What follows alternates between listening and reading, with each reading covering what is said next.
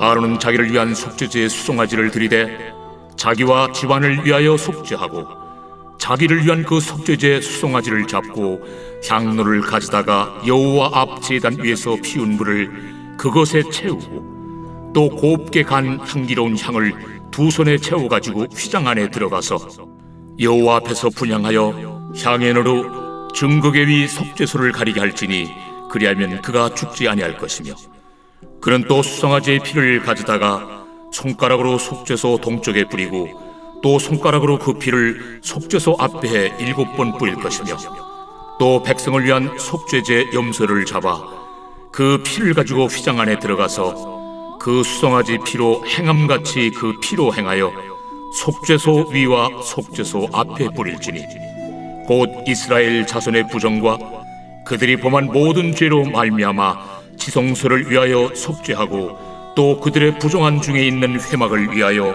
그같이 할 것이요, 그가 지성소에 속죄하러 들어가서 자기와 그의 집안과 이스라엘 온 회중을 위하여 속죄하고 나오기까지는 누구든지 회막에 있지 못할 것이며, 그는 여호와 앞 제단으로 나와서 그것을 위하여 속죄할지니 곧 그 수송아지의 피와 염소의 피를 가져다가 제단 귀퉁이 뿔들에 바르고 또 손가락으로 그 피를 그 위에 7번 뿌려 이스라엘 자손의 부정에서 제단을 성결하게 할 것이요, 그 지성소와 회막과 제단을 위하여 속죄하기를 마친 후에 살아있는 염소를 들이되 아론은 그의 두 손으로 살아있는 염소의 머리에 안수하여 이스라엘 자손의 모든 불의와 그 범한 모든 죄를 아뢰고 그 죄를 염소의 머리에 두어 미리 정한 사람에게 맡겨 광야로 보낼지니 염소가 그들의 모든 불의를 지고 접근하기 어려운 땅에 이르거든 그는 그 염소를 광야에 놓을지니라.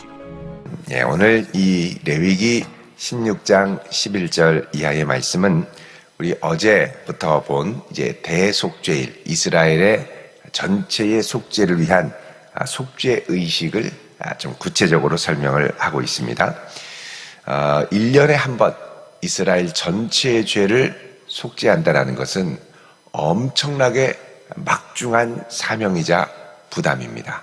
이 죄를 하나님 앞에 온전히 해결받지 못하고 또 온전히 정결하게 씻지 못하면 이스라엘의 죄가 그대로 남아있게 되고 하나님과 이스라엘의 교통은 막히게 되고 또 하나님이 주시는 복이 막히게 되죠.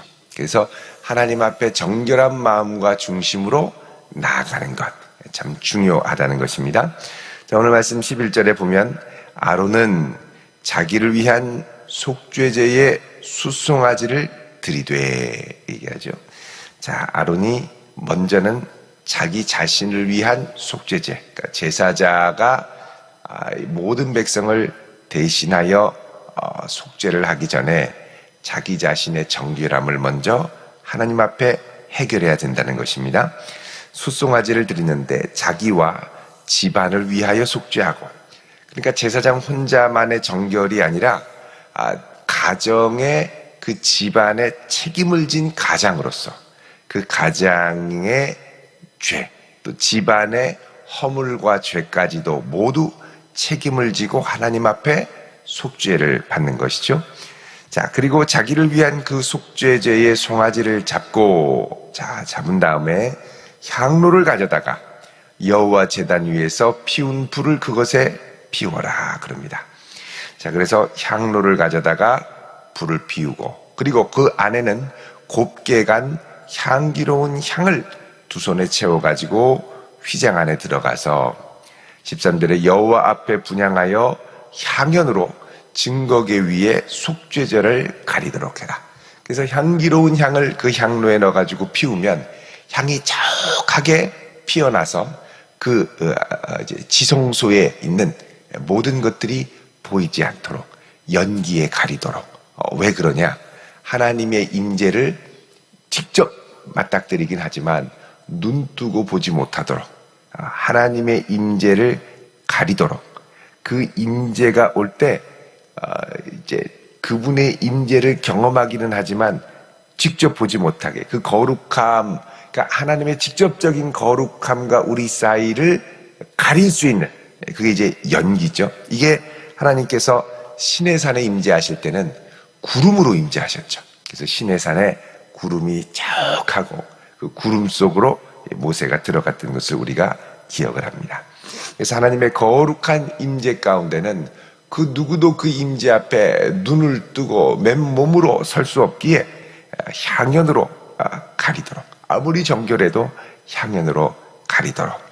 그래서 여러분 이사야에도 보면 하나님의 제단 앞에 천사조차도 날개로 자기 얼굴을 가리죠. 하나님을 직접 맞닥뜨릴 수 없어서 그 어미하시고 거룩하신 임재 앞에 향이 가득하게 올라와서 하나님이 임재하시는, 소위 말하는 하나님의 발등상이라고 하는 그 속죄소 위를 가리도록 하면, 13절에 그리하면 그가 죽지 아니할 것이다.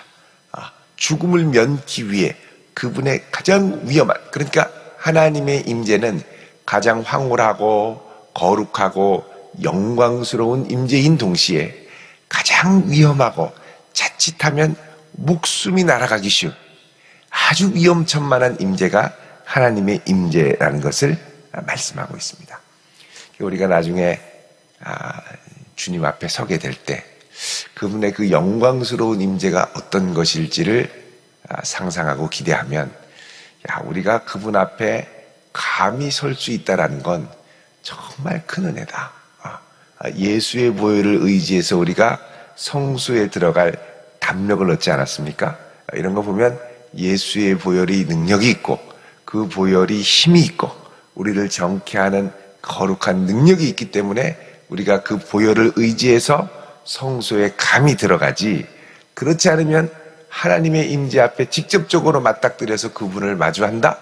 이거 정말 위험천만한 아이디어라는 것입니다. 자, 그래서 하나님의 임재 앞에 직접 가게 되고 연기를 자욱하게 피워서요.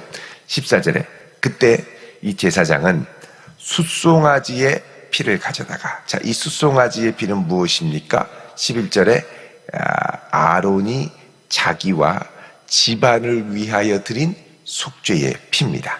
그 속죄의 피를 가져다가 손가락으로 속죄소 동쪽, 그러니까 속죄소 동쪽이라는 건 속죄소 위에서 볼 때 동쪽입니다. 그러니까 동쪽에 있는 속죄소 쪽으로 뿌리고 그리고 이제 이제 동쪽은 성전이 들어가는 입구가 있는 곳이죠.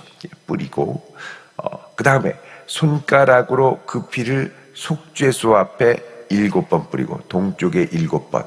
그러니까는 사람들이 드나드는 그 출입하는 그곳에 혹여라도 부정함이 있을까 깨끗하게 하고, 그 다음에 그 위에 우리의 이 죄, 아론의 죄를 위하여, 그 집안의 죄를 위하여 7번을 뿌리고, 그 다음에 이제 자기를 위한 속죄가 끝난 다음에 15절에 백성을 위한 속죄제 염소를 잡습니다. 그렇게 뿌린 다음에 다시 나와서 속죄제의 염소의 피를 가지고 다시 또 휘장 안으로 들어가는 거죠. 그러니까 하나님 앞에 들어갈 때 이제 3번을 들어가는 겁니다. 제일 먼저 들어갈 때는 어떻게 들어가느냐?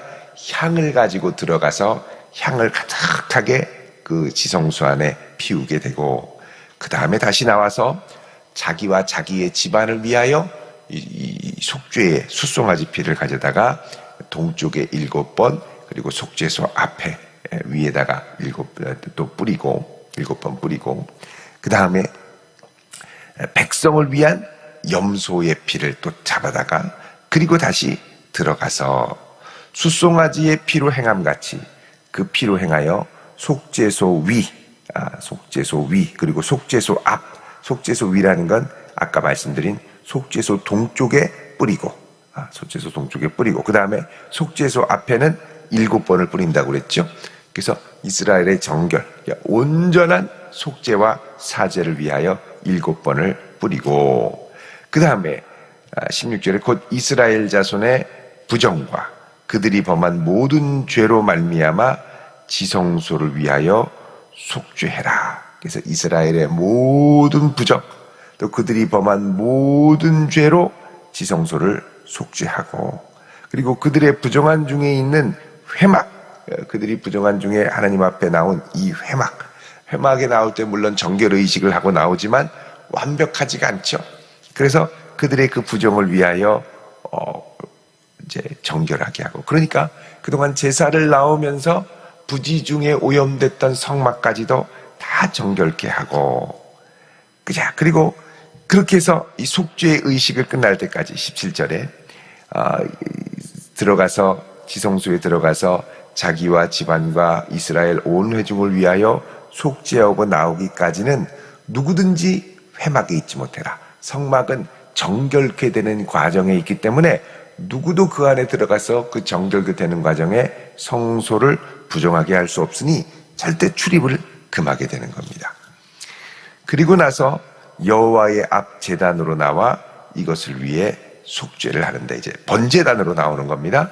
그 다음에 수송아지의 피, 염소의 피를 가져다가 이제는 번제단의 내 귀퉁이에 있는 뿔, 이 뿔은 권세이자 이스라엘을 대표하는 상징입니다. 내 귀퉁이에 있는 이 뿔들을 에다가 피를 바르고, 또 손가락으로 피를 7번 뿌려서 이 이스라엘의 자손의 부정에서 제단을 성결하게 해라. 그래서 이 제단도 이스라엘 자손이 출입하다 보니 알게 모르게 부정케 된 부분이 있어서 그 부분조차 1년 동안 제사를 드리며 부정케 된 그 제단을 온전히 깨끗하게 해라, 이렇게 말씀합니다. 자, 이렇게 하면은 다 완벽하게 이제 속죄가 됐을 것 같은데, 그 다음에 절차가 또 있습니다. 20절에 그 지성소와 회막과 제단을 위하여 속죄하기를 마친 후에,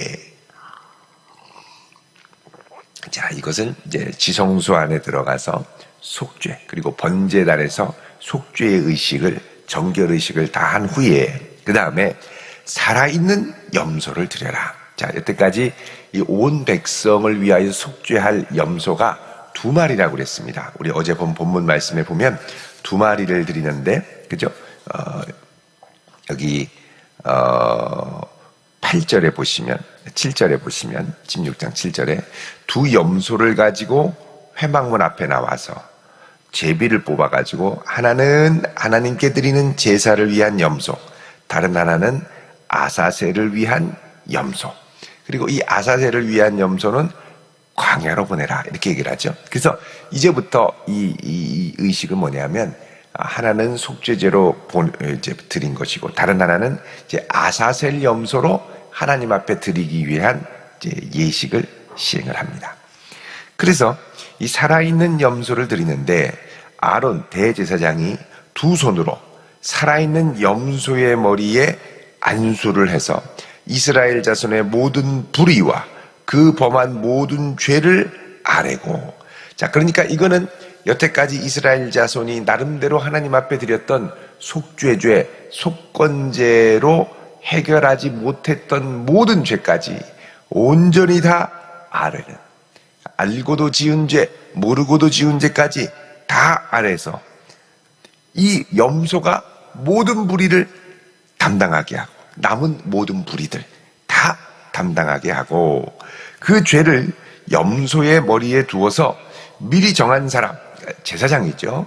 제사장 중에 한 사람, 레위인 중에 한 사람, 제사장 중에 한 사람에게 맡겨서 광야로 보내면 염소가 이 이스라엘 자손의 모든 불의를 지고, 그 다음에 접근하기 어려운 땅에 이르거든 그는 그 염소를 광야에 놓을지라, 그러죠. 자, 그래서 이스라엘 백성들의 모든 불의를 지고 광야로 보내라. 여러분, 그 예루살렘도 보면요, 예루살렘 이제 히브리 대학에 지금 가서 보면 히브리 대학에서 유다 광야가 한눈에 다 보이죠. 예루살렘에서 바로 밑으로 내려가면 광야입니다. 그래서 유대 광야가 보이는 그쪽으로 보내면 이 한 사람이 이 염소를 데리고 어디까지 가느냐? 접근하기 어려운 땅. 그래서 이거를 이제 예렛 게제라라고 해서 이제 접근하기 어려운 땅, 직역하면 끊어진 땅입니다. 끊어진 땅은 다른 말로 하면 낭떠러지를 말하죠. 그러니까는 이 염소를 이 끊어진 땅, 낭떠러지까지 데리고 가서 거기서 염소를 놓아라. 그러니까 모든 불의를 지고 광야를 한참 가다가 그 끊어지는 땅에서 염소가 뭐 떨어져 죽든지 어떻게 되겠죠. 여러분, 지금도 이제 유대 광야에 가면 여기에 예렛 게제라라고 불리는 후보 지역이 있습니다. 그래서 제가 지난번에 갔을 때 찝차를 타고 그 험난한 광야를 몇 시간을 깊이 들어가서 이 예레츠 게제라를 가봤습니다. 후보지죠, 후보지. 이 낭떠러지 땅인데 가서 보니까 이스라엘 광야에 이렇게 산들이 있잖아요. 광야에 언덕들인데 그 예레츠 게제라를 가면 그 주변에 있는 산 중에 제일 높은 산, 제일 높은 광야이고 거기서 저 멀리를 보면 한 20-30km 앞에 예루살렘이 호뚝 솟은 게 보입니다. 거기까지 데리고 오는 거죠. 쭉. 그리고 그 위에 올라가서 밑을 보면 거의 깎아지는 듯한 낭떠러지가 있습니다. 이게 뭐 몇십 미터가 됩니다. 여기서 보면 아찔할 정도로. 거기에 밀어넣으면 염소가 떨어져 죽는 거죠. 근데 그 밑에를 이제 이렇게 파보니까 거기에 염소 뼈들이 다량으로 출토가 됐습니다. 그래서 여기가 아마도 이 예레츠 게제라, 낭떠러지의 땅, 아사셀 염소를 드렸던 아사셀 언덕이 아니냐, 그렇게 이제 이야기를 합니다만, 지금도 흔적이 있고요. 지금도 가서 보면 밑에 보면 아찔합니다. 툭 떨어지면 이제 죽는 거죠. 자, 이렇게 해서 이스라엘 자손의 속죄는 직접 피를 뿌려서 정결케 하고, 또 하나는 그 죄짐을 지고 그 다음에 어떻게 하냐면 이제 영문 밖으로 예루살렘으로 나아가서 끊어진 땅으로 가서 거기서 모든 죄를 지고 마지막 목숨을 다하는 것입니다. 그래서 이제 이 부분을 히브리서 13장에 보면 이렇게 표현을 합니다. 우리 히브리서 13장을 보겠습니다. 히브리서 13장